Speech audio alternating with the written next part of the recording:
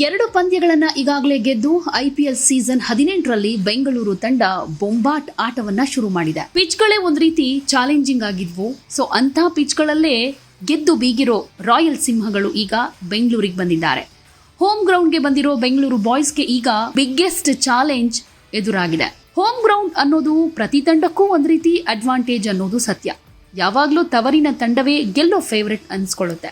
RCB ವಿಚಾರದಲ್ಲಿ ಮಾತ್ರ ಇದು ಉಲ್ಟಾ. ಯಾಕಂದ್ರೆ ಹೋಮ್ ಗ್ರೌಂಡ್ ನಲ್ಲಿ RCB ಹೆಚ್ಚು ಪಂದ್ಯಗಳನ್ನ ಸೋತಿದೆ ಅನ್ನೋದನ್ನ ಇಲ್ಲಿ ಕನ್ಸಿಡರ್ ಮಾಡಲೇಬೇಕು.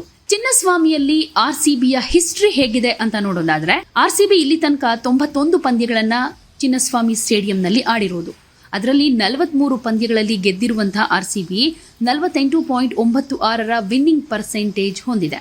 ಹೋಮ್ ಗ್ರೌಂಡ್ ಚಿನ್ನಸ್ವಾಮಿಯಲ್ಲಿ 7 ಪಂದ್ಯಗಳನ್ನ ಆಡಲಿರೋ RCB ಕನಿಷ್ಠ ಅಂದ್ರೂ 5 ಪಂದ್ಯಗಳನ್ನ ಗೆಲ್ಲಲೇಬೇಕು. ಗೆದ್ರೆ ಪ್ಲೇ ಆಫ್ಗೆ ಎಂಟ್ರಿ ಕೊಡೋದು ಈಸಿ ಆಗತ್ತೆ. ಚಿನ್ನಸ್ವಾಮಿಯ ಈ ಹಿಂದಿನ ದಾಖಲೆಗಳು RCBಗೆ ಆಪೋಸಿಟ್ ಆಗಿವೆ. ಹಳೇ ದಾಖಲೆಯನ್ನ ಸುಳ್ಳು ಮಾಡಿ ತಂಡವನ್ನ ಗೆಲುವಿನ ದಡ ಸೇರಿಸೋ ಜವಾಬ್ದಾರಿ ಈಗ ಕ್ಯಾಪ್ಟನ್ ರಜತ್ ಪಟಿದಾರ್ ಮುಂದೆ ಇದೆ. ಜೊತೆಗೆ ಚಿನ್ನಸ್ವಾಮಿ ಸ್ಟೇಡಿಯಂ ವಿರಾಟ್ ಕೊಹ್ಲಿಯ ಫೇವರೆಟ್ ಗ್ರೌಂಡ್ ಕೂಡ ಹೌದು.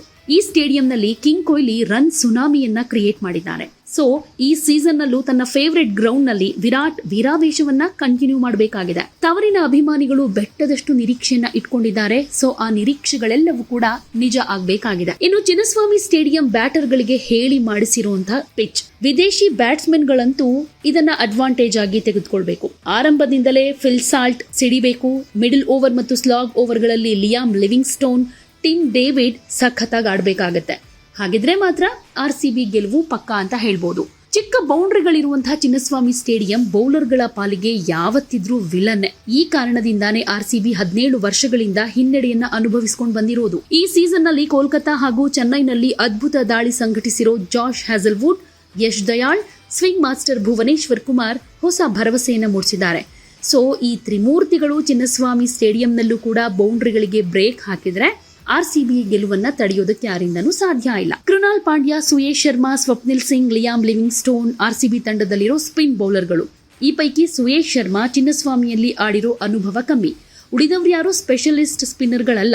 ಸದ್ಯಕ್ಕಂತೂ ಇವರ ಬೌಲಿಂಗ್ ಚಿನ್ನಸ್ವಾಮಿಯ ಬ್ಯಾಟಿಂಗ್ ಟ್ರ್ಯಾಕ್ ನಲ್ಲಿ ಎಫೆಕ್ಟಿವ್ ಆಗುತ್ತೆ ಅಂತ ಅನ್ಸೋದಿಲ್ಲ. ಹೀಗಾಗಿ ಈ ಸ್ಪಿನ್ನರ್ಗಳನ್ನ ರಜತ್ ಪಾಟಿದಾರ್ ಹೇಗೆ ಯುಟಿಲೈಸ್ ಮಾಡ್ಕೊಳ್ತಾರೆ ಅನ್ನೋದು ಒಂದು ಕ್ಯೂರಿಯಾಸಿಟಿ. ಜೊತೆಗೆ ಕಂಡೀಷನ್ಗೆ ತಕ್ಕ ಹಾಗೆ ಇವರನ್ನ ಬಳಸಿಕೊಳ್ಳೋದ್ರ ಮೇಲೇನೆ RCBಯ ಗೆಲುವು ನಿರ್ಧಾರ ಆಗುತ್ತೆ. ಒಟ್ನಲ್ಲಿ 2 ಪಂದ್ಯಗಳನ್ನ ಗೆದ್ದು ಬೊಂಬಾಟ್ ಸ್ಟಾರ್ಟ್ ಪಡ್ಕೊಂಡಿರುವಂತಹ ಬೆಂಗಳೂರು ಬಾಯ್ಸ್ಗೆ ಈಗ ಚಿನ್ನಸ್ವಾಮಿಯಲ್ಲಿ ಒಂದಷ್ಟು ಚಾಲೆಂಜಸ್ ಎದುರಾಗಿದೆ. ಈ ಚಾಲೆಂಜಸ್ ಗಳನ್ನ ಮೆಟ್ಟಿ ನಿಂತು ಇದೆಲ್ಲವನ್ನ ಹೇಗೆ ಡೀಲ್ ಮಾಡ್ತಾರೆ ಅನ್ನೋದನ್ನ ಕಾದು ನೋಡ್ಬೇಕು. ಜೊತೆಗೆ ಗೆಲುವಿನ ಅಭಿಯಾನವನ್ನ ಹೀಗೆ ಕಂಟಿನ್ಯೂ ಮಾಡಬೇಕು ಅನ್ನೋದು ಎಲ್ಲರ ಆಸೆ.